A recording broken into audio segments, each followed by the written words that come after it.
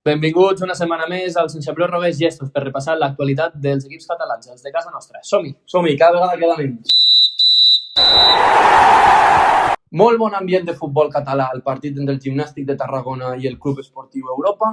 Victòria del Nàstic, importantíssima, Rubén. Vital. Vital, perquè ara aquestes opcions de descens que tant hem parlat durant la temporada sembla que s'esquiven, queda una final. Parlant del propi partit, gol de Marcos Baselga al minut 12, començava bé el Gimnàstic de Tarragona. Bona passada de Jaume Jardí. Canito, al 31, marcava el seu 20è gol de temporada. I em sembla un golaç de qualitat individual, que és una passada brutal de... No estem descobrint del Sastre Gailan. No, però com deixa sentat al defensa del Nàstic, brutal. Un jugador espectacular. I al minut 89 marcava Àlex Jiménez des del punt de penal, per mi un penal molt polèmic. Jo, des del meu punt de vista, crec que no és mà perquè rebota abans, no sé on, però rebota a la mà de Jai i per mi no hauria d'haver estat penal. El Nàstic es troba amb un penal, l'aprofita Àlex Jiménez, que 3 minuts després va veure una targeta vermella, que d'aquestes que dius... Estúpides. Sí, perquè t'estàs jugant la vida, has d'anar al Rico Pérez. En fi, 3 puntassos pel Nàstic, es torna a il·lusionar una mica amb la salvació la parròquia tarragonina i ara, el pròxim partit del Nàstic, quin és, Aleix? Nàstic, Hèrcules, al Rico Pérez, per tant, Hèrcules, Gimnàstic de Tarragona. T'atreveixes amb un resultat? Depenen d'ells mateixos per salvar-se. Tornem a fer-ho. Sí. Vale. És que no sé quin el Nàstic depèn. Vale. El Nàstic depèn de si mateix per salvar la categoria. Ho farà un camp molt complicat, com és el Rico Pérez, contra l'Hèrcules, però l'Hèrcules no es juga res. Un resultat, Rubén? No veig una victòria del Nàstic. No la veig. Llavors, quin resultat veus? 1-0. Per l'Hèrcules?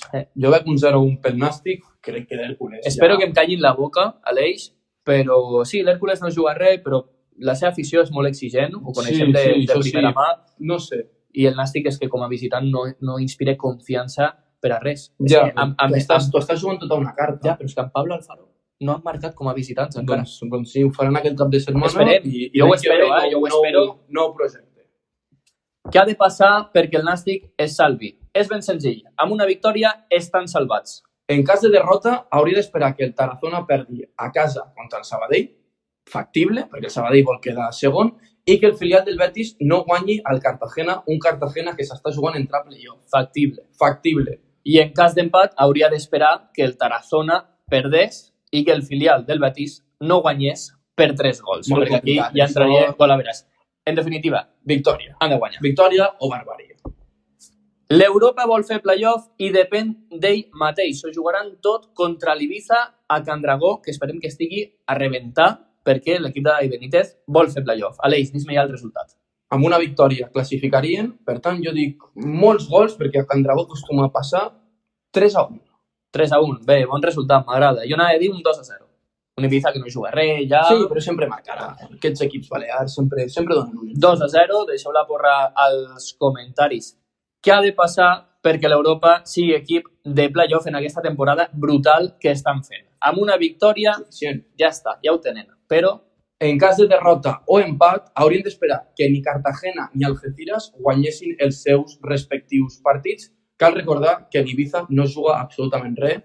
Per tant, Ibiza, ambient de festa, doncs potser aprofitem per anar amb alguna de Barcelona i ja fan el cap de setmana. Si res falla, Aleix, l'Europa ha de guanyar aquesta gran temporada certificant la 5a plaça de playoff i després a somiar. Seria històric, això.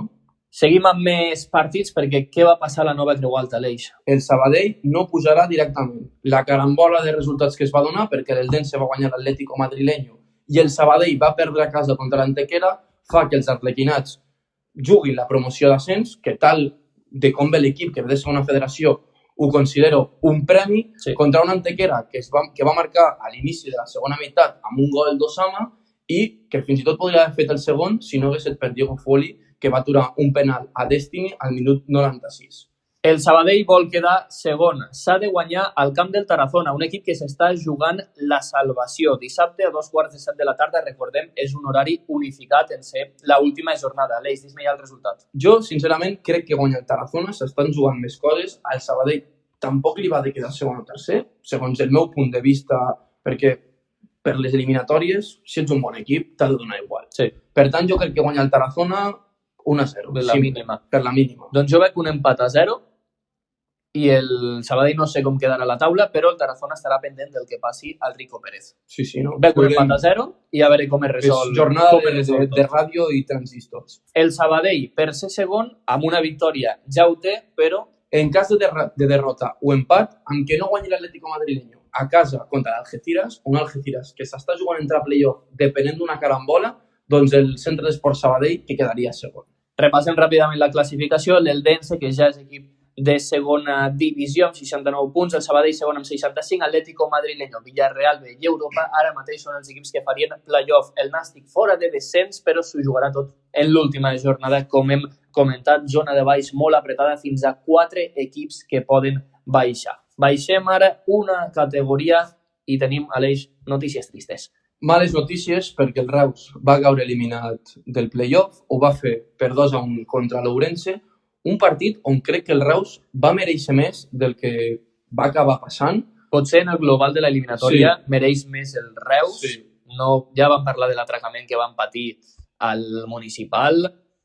Després, falta de connexió al minut 7, et fan un gol. Sí. Empat a Frank Carbia amb un gol rebot. També té sort. I a mi el que em fa ràbia de veritat és que el gol al minut 71 de l'Ourense, que el marca Barbosa, ve d'una ocasió que el Reus està just a punt de marcar i és la contra de la contra. I em fa molta ràbia, no sé si va ser Xavi Jaime qui va errar, al cap i a la fi va ser una bona aturada del porter, però que estàs a punt de marcar i a la contra et marquin, crec que és demoledor. Però mereixia més l'equip de Marc Carrasco, però reusencs, us heu de quedar amb l'optimisme. Cap ben alt. O sigui, heu anat escalant categories any rere any, doncs ara un anyet d'assentar-vos a la segona federació, que és molt complicada i té molt de mèrit que en la primera estada vostra hagueu fet playoff. Cal mirar el futur amb optimisme. S'ha creat una base sòlida, hi ha una afició darrere, hi ha un club amb ganes de fer bé les coses. Un entrenador que veurem si continua. M'agrada molt Marc Carrasco. Tothom a l'entorn del futbol català parla molt bé de Marc Carrasco, un tio que es veu que és en els colors i sobretot també que la gent a Reus s'ha tornat a aficionar al futbol, això és el més important. El municipal que cada vegada presenta una millor entrada, per tant, en línies generals, la temporada del Reus és excel·lent. Enviar molts ànims a tota la família i sobretot a recarregar les piles perquè l'any que ve la segona federació, Aleix, estarà calenta. Baixem una categoria més, Aleix. Anem amb el play-off de tercera federació. Com ja sabeu, jugaven Hospitalet, Badalona i Vilanova i la Geltrú. El Badalona que salta el municipal d'Hospitalet, molt bon partit dels jugadors de Miquel Azparren. Al minut 15 marcava Toni La Rosa de penal després d'una jugada de Juaco. Sensacional, penal, clar. Sí. Instants després, no havien passat molts minuts, l'àrbitre que no xiula un possible penal, també sobre Toni La Rosa, dubtós. Ja en va pitar un, 100 visitants. Al 73, l'Hospitalet, que es queda amb un menys per doble d'amonestació de Sergio Aguza, estrany que un tio tan veterà l'expulsin amb un partit tan important. Es va aturar el partit alrededor del minut 80 per llançament d'objectes, fet que va afavorir el Badalona perquè l'Hospitalet estava apretant més, i Marco Martínez, a una de les darreres jugades del partit, que es va incorporar a l'atac i va marcar el gol 0-2 definitiu. No m'atreveixo a dir que l'eliminatòria està sentenciada, però és un molt bon marcador. La tornada, recordem, diumenge a les 6 de la tarda, el Badalona, que hauria de sentenciar encara més aquesta ronda. Vilanova i la Geltrú 0, Cornellà 1. Messi, que ja té més a prop la segona federació. Gol en pròpia de Samba, al minut 51. Sí, és un centroxut, d'aquells tancadets que fa Marc Fernández. En tot cas, s'avança a l'eliminatòria el Cornellà, ho haurà de sentenciar el municipal, el Vilanova posarà les coses complicades perquè és un equip que juga al futbol, té molt percentatge alt de possessió, però al final... El 75, cap de setmana. Sí, però al final la piloteta... No, està clar. El Cornellà va fer un gol. Per entendre no va jugar el Vilanova, tot aquest ritme de futbol. La qualitat, Aleix, moltes vegades. És decisiu. I homes a la banqueta que poden aportar molt també el Cornellà, fons d'armari. La tornada diumenge a 2:15 de la tarda, si res canvia. El San Juan Atlético de Montcada és nou equip de tercera federació, excel·lent temporada des de Montcada i Reixac, que han anat líders amb el Martinenc, han anat variant, doncs a l'última jornada que s'emporten el campionat i que l'any que ve seran equip de tercera. Enhorabona a tota la plantilla, afició i també cos tècnic que s'ho han guanyat de valent al terreny de joc. I el Martinenc també és equip de tercera federació, moltes felicitats, Sí. enhorabona a tothom. Ho vam dir fa unes setmanes, els del Guinardó no se'ls hi pot escapar aquest ho tenien ascens. molt complicat per I en les dues últimes jornades van perdut la penúltima jornada i han empatat l'última. Sí, a patir-ho fins al final. Amb una derrota s'hagués pogut Complicar complicar la vida. molt la cosa, però sou equip de tercera federació, a gaudir-ho, i l'any que ve doncs, que explicarem tota l'actualitat vostra. Felicitar a la parròquia del Guinardó i l'any que ve que veurem algun dels partits des del pis del nostre amic Eloi. Això és veritat, tenim bones vistes.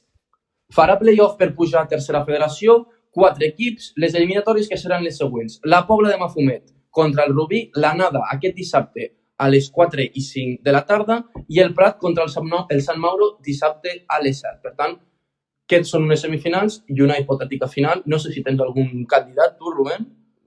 Bé, la veritat, la Pobla de Mafumet ha acabat una mica amb línia ascendent aquesta temporada i el Prat hauria de ser, sí, per nom, però veurem aquesta anada d'eliminatòria i aviam si a la tornada podem visitar algun dels camps que ens han comentat que hi ha molt bon ambient i no ens ho volem perdre. Jo em mullo pel Sant Mauro.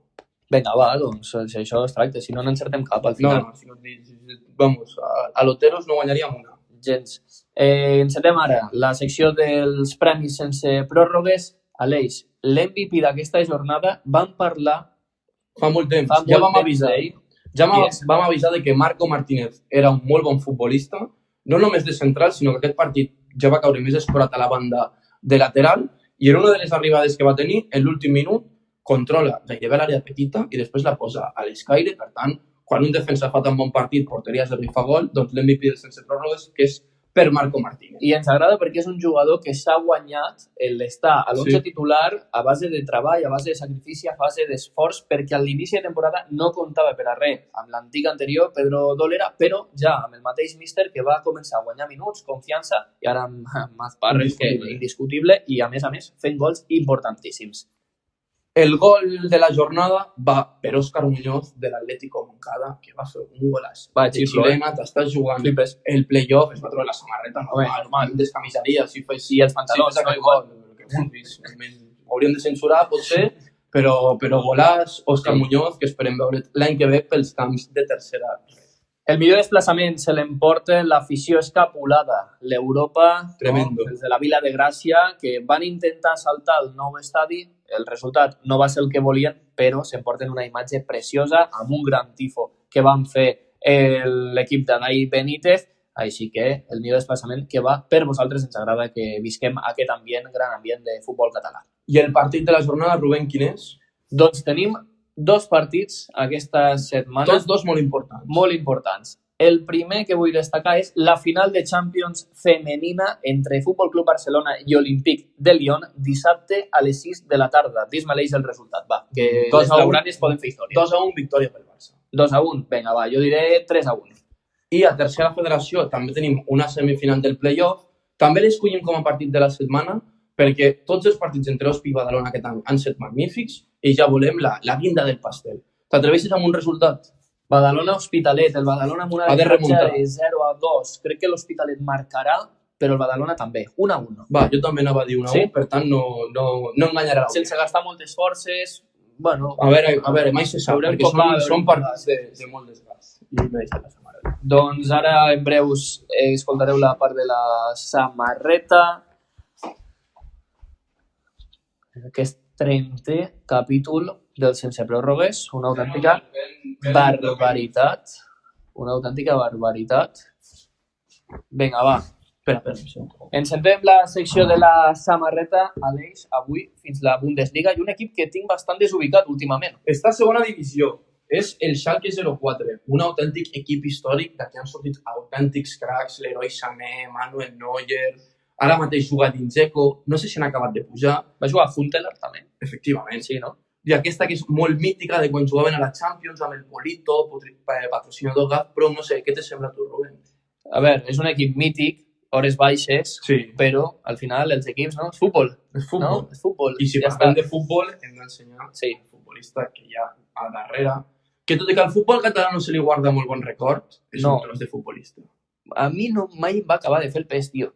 A mi tampoc, però O sigui, el César el que és del César. També he de dir que no el van poder gaudir gaire, els nostres pares ens n'han parlat, alguns bé i altres malament, però no era un davanter que jo li tenia gaire... No, jo tampoc, però perquè el van pillar una mica gran. Sí, també. El van pillar, però bé, és una llegenda del futbol. Els que sigueu... Li pesi a qui li pesi. Sí, no, això sí, els que sigueu d'aquella quinta, no? Que el poguéssiu disfrutar, deixeu-nos què us semblava, no? Raül, no sé si el vau veure amb el Schalke, però en tot cas us portem aquesta samarreta preciosa. Llavors, Raül selecció, no? No. Però aquest any sí, no? No, ja li va dir Luis Aragonés, ¿no? Li va dir, ¿cuánto hemos ganado con Raúl en la selección? Nada. Pues ya está, ahí se queda. Venga. Doncs fins aquí un altre capítol del Sense Pròrrogues. El número 30, Aleix. Es diu ràpid, es diu aviat. Ho hem aconseguit. Ho hem aconseguit. Ja farem una valoració final de la temporada. Us seguirem apropant el futbol català de casa nostra. Ens escoltem.